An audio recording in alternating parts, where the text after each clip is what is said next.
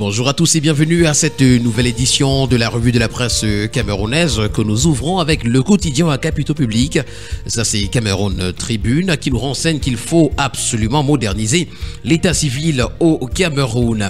Le projet de loi déposé au Parlement depuis quelques jours augure des changements majeurs dans le secteur qui reste confronté à des problèmes tels que la falsification des documents, la lourdeur des procédures et le faible taux d'enregistrement.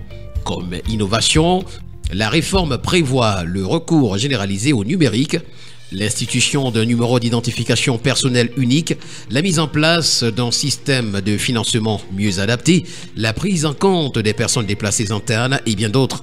Le focus de Cameroun Tribune à ce sujet nous est présenté ce matin aux pages 8 et 9. La grande percée s'agissant de la violence basée sur le genre nous est présentée ce matin à la grande une du quotidien vert Émergence. Également à lire dans les colonnes du journal ce matin, Parlement, où est passé le projet de loi des finances 2025. C'est une interrogation. Affaire Cho Ayaba, le leader séparatiste Ayaba Cho ne sera pas extradé au Cameroun, nous renseigne le journal. Pour le quotidien bleu, le jour d'Aman Mana, on parle de torture et c'est le Cameroun qui est dans le top 10 mondial. Un communiqué de la Convention contre la torture de Genève accable 6 pays dans le monde, parmi lesquels le Cameroun. On parle également de lutte contre la vie chère. Boisson du Cameroun insiste sur le maintien du prix de la bière. Et puis Afro Basket 2025, le Cameroun termine deuxième dans le groupe C. À la grande une du quotidien Mutation ce matin, en titre Femmes, stop aux violences.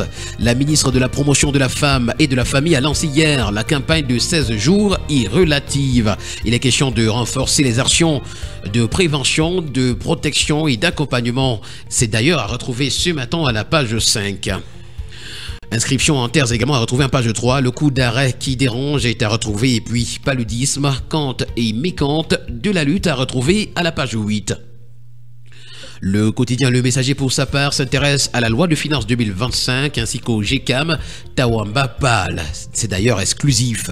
Le président de la principale organisation patronale du Cameroun demande au Parlement de surseoir au vote de la loi afin de donner le temps à une meilleure concertation de toutes les parties prenantes pour un texte plus équilibré. C'est l'information ce matin. Et puis alternance en pied de une. Pourquoi Biya doit passer la main? L'intégralité de la lettre de réforme adressée au chef de l'État par l'ingénieur financier Babi Sakana nous est présenté ce matin dans les colonnes du quotidien Le Messager. Avec le journal Repère, on parle de consommation. Une baisse du taux d'inflation est annoncée en 2025. Selon les données contenues dans l'avant-projet du budget en préparation à l'Assemblée nationale, le Cameroun connaîtra une amélioration de cet indicateur qui sera stabilisé à 3,1%.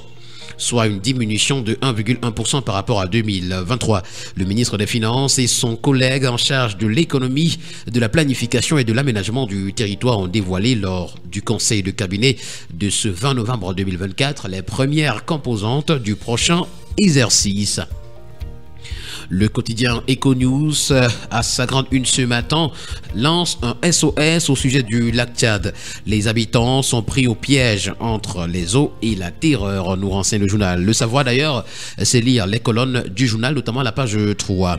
On parle de Cacao Trace ce matin à la grande une du quotidien Info Matin et c'est le ministre Barga Atangana qui encourage l'initiative de Puratos. Le ministre du Commerce a le 25 novembre à Yaoundé reçu en audience les représentants de Puratos Group et Boulangerie Feuillette, conduits respectivement par Sylvestre Aono et Jean-François Feuillette.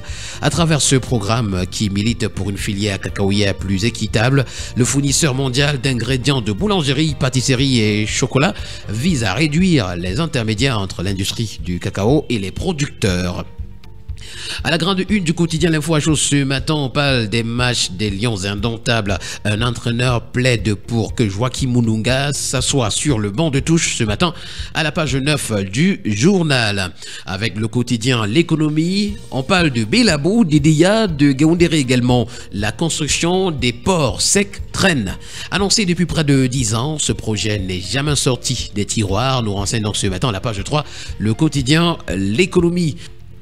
Les hôpitaux de référence s'intéressent ce matin le quotidien d'information républicaine Le Drapeau et à la grande une on peut lire Paul Biya nomme les nouveaux responsables. Ces changements visent à améliorer la qualité des soins et à répondre aux défis croissants du secteur de la santé dans le pays. Transport ferroviaire également a retrouvé ce matin en page 2 69 nouvelles locomotives pour le train express Douala-Gaoundéry. On parle du tournoi Grassfield Seven 2024 avec le tri-hebdomadaire Le Témoin. Le soutien du groupe Saint-Christophe au Rugby Club d'Anzy de Bangui est à retrouver. Avec le journal Santé Nature Info, ce sont les agents de santé communautaire qui sont à la une. L'urgence de l'amélioration de leurs conditions de travail nous est présentée ce matin à la page 3. Et d'ailleurs, d'après le commentaire que fait pour nous ce matin le journal, pour mener à bien leur mission d'administration des soins de santé primaire aux riverains des zones non couvertes, d'infrastructures sanitaires, ils ont urgemment besoin d'un certain confort.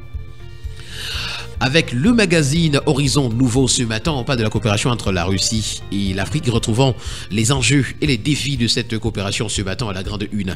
Pour le bi-hebdomadaire Le Point, ce matin en titre Succession, El Hadj Mohamedou Abou Ousmanou Maïskam, administration provisoire.